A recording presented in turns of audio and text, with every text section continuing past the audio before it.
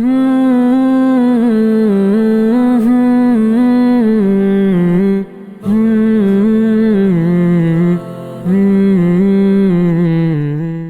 الحجہ سے تکبیرات تشریق شروع ہوتی ہیں. تکبیرات تشریق کہا جاتا ہے اللہ اکبر لا الہ الا اللہ واللہ اکبر وللہ الحمد. دیکھیں اللہ اکبر یہ تکبیر ہے، لا الہ الا اللہ یہ تحلیل ہے، لا الہ الا اللہ یہ ذکر ہے، وللہ الحمد یہ تحمید ہے. اسی لا الہ الا اللہ، اللہ اکبر اور الحمدللہ کو جمع کیا تو اس سے یہ تکبیر بنی ہے اللہ اکبر لا الہ الا اللہ واللہ اکبر وللہ الحمد. اس کو کہا جاتا ہے تکبیرات تشریق.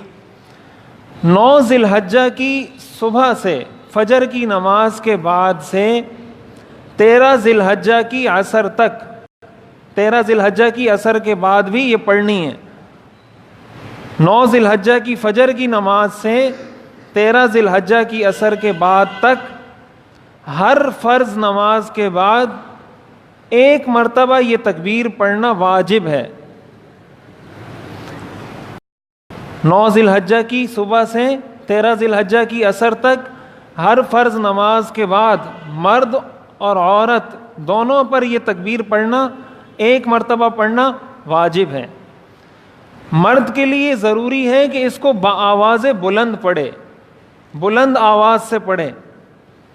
عورت آہستہ آواز میں پڑھے گی، اس لیے کہ عورت کی ہر عبادت میں شریعت نے ستر رکھا ہے، پردہ رکھا ہے.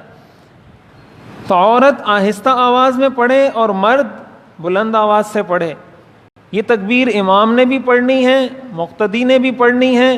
اگر کسی کی کوئی رکعت رہ گئی ہے، اس نے وہ رکعت مکمل کر لی، رکعت مکمل کرنے کے بعد جب سلام پھیرے گا اس نے بھی پڑھنی ہے.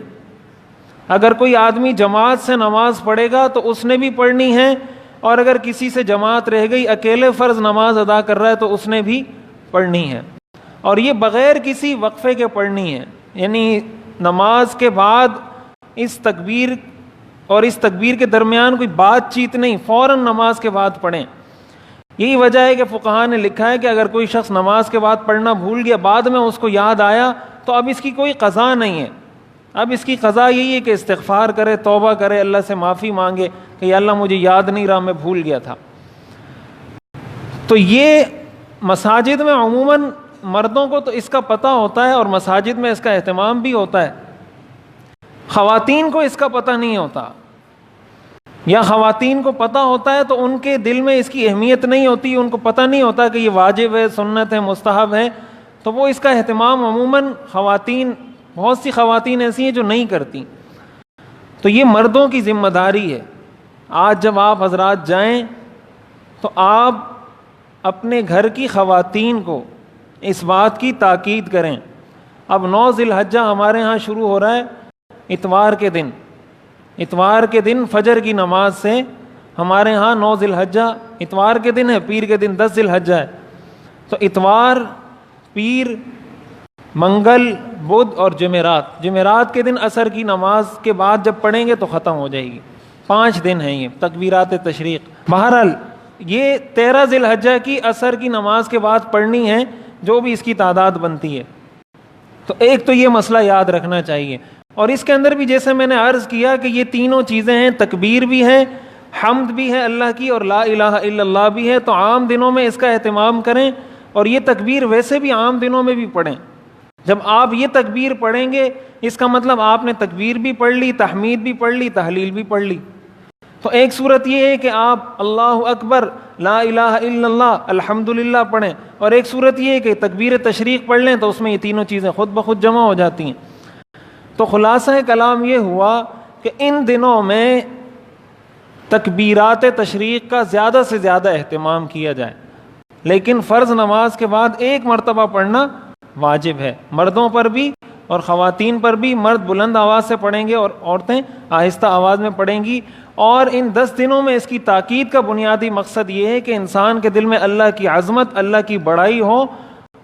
عموماً شریعت کا جو حکم ہے اس پر امت کا اجماع ہے کہ ذکر آہستہ آواز میں کرنا افضل ہے، لیکن یہ وہ ذکر ہے جس کے بارے میں شریعت میں خود حکم ہے کہ اس کو بلند آواز سے پڑھیں.